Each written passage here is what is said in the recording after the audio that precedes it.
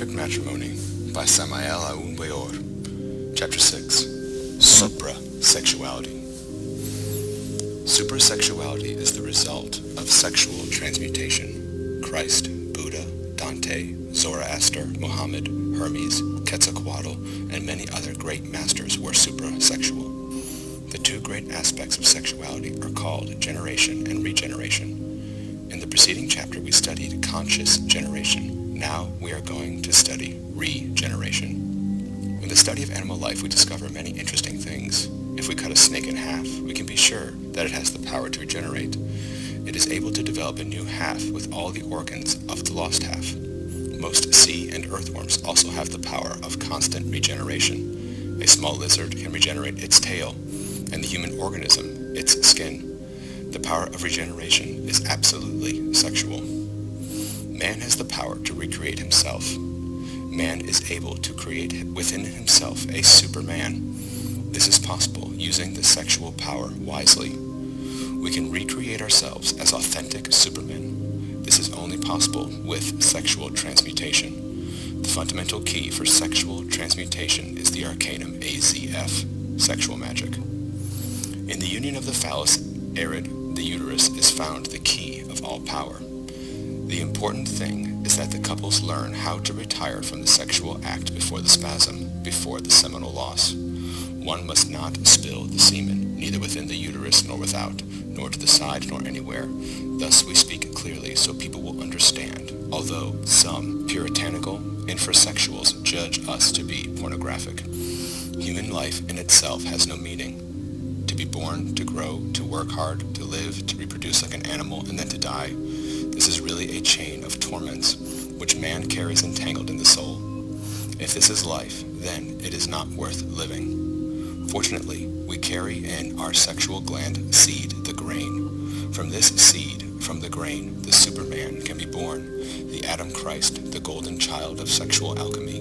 For this, life is worth living. The path is sexual transmutation. This is the science of Uranus.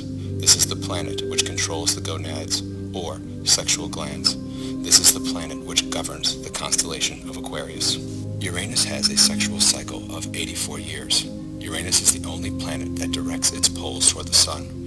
The two poles of Uranus correspond to the two aspects, masculine and feminine. The two poles of Uranus correspond to the two aspects, masculine and feminine. These two phases alternate in equal periods of 42 years. The alternating stimuli of the two poles of Uranus govern all the sexual history of human evolution. Periods in which women undress to display their bodies alternate with periods in which men adorn themselves. Periods of female predominance alternate with periods of intrepid gentlemen. This is the history of the centuries. When the human being reaches the age of maturity, he is then stimulated by the antithetical cycle opposed to that which ruled during the infancy and youth. Then we are really mature. We feel sexually stimulated by the opposite sex. In fact, mature age is marvelous for the work of sexual regeneration. Sexual feelings are richer and more mature at 40 than at 30 years of age. The Superman is not the result of evolution. The Superman is born of the seed. The Superman is the result of a tremendous revolution of consciousness. The Superman is the Son of Man mentioned by Christ. The Superman is Adam Christ. Evolution means that nothing stands still. Everyone lives within the concept of time, space, and movement. Nature in itself contains all possibilities. Nobody reaches perfection with evolution. Some become better, and the vast majority become terribly perverse. This is evolution. The man of innocence, the man of paradise of several million years ago is now, after much evolution, the man of the atomic bomb, the man of the hydrogen bomb, and the corrupt being of embezzlement and crime. Evolution is a process of complication of energy. We need to return to the point of departure, sex, and regenerate ourselves. Man is the living seed. The seed, the grain, must exert itself to germinate the Superman. This is not evolution. This is a tremendous revolution of consciousness. With just reason, Christ said, "And as Moses lifted up the serpent in the wilderness, even so must the Son of Man be lifted up." The Son of Man is Adam Christ, the Superman. With sexual transmutation, we can completely regenerate ourselves. The age of sexual ecstasy is always preceded by the age of sexual pleasure. The same energy energy that produces sexual pleasure, when it is transmuted, then produces ecstasy. The lamp of the hermit of the ninth arcanum, which is normally found enclosed in the deep caverns of the sexual organs, must be placed in the tower of the temple. This tower is the brain. Then we become illuminated. That is the truly positive path that transforms us into masters of samadhi, ecstasy. Every true technique of internal meditation is intimately related with sexual transmutation. We need to raise the lamp very high to illuminate ourselves. After having been crowded, every novice of the alchemy distances himself little by little from the sexual act. The secret conumbium distances itself more and more, in accordance with certain cosmic rhythms defined by the Oriental Gok. This is how the sexual energies are sublimated until they are completely transmuted in order to produce continuous ecstasy. The novice of the alchemy, who in previous reincarnations worked in the magistry of fire, realizes this work in the sexual laboratory in a relatively short time.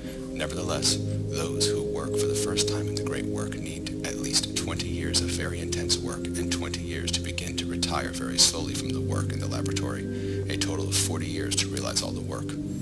When the alchemist spills the glass of Hermes, the fire of the laboratory furnace is extinguished and all the work is lost. The age of mystical ecstasy begins when the age of sexual pleasure ends. Everyone who reaches the Venuistic initiation has then a very difficult work to realize. This work consists of the transmutation of the sexual energies. Just as one is able to transplant a vegetable to move a plant from one pot to another, so also one must transplant the sexual energy, taking it from the terrestrial man and passing it, transplanting it to the Adam Christ. In alchemy it is said that we must liberate the philosophical egg from the nauseating putrefaction of matter and entrust it definitively to the Son of Man. The result of this work is astonishing and marvelous. This is precisely the moment in which Adam Christ can swallow his human consciousness. Before that moment, the consciousness of Adam, the sinner, must have died. Only the eternal God can devour the soul. In reaching these heights, the Master has self-realized absolutely. From that moment, we have achieved continuous ecstasy, the supreme illumination of the great Hierophants. The birth of the Superman is an absolutely sexual problem. We need to be born again to enter the kingdom of the heavens. The Superman is as different from the man as the lightning is from the black cloud. The lightning comes from the cloud, but it is not the cloud.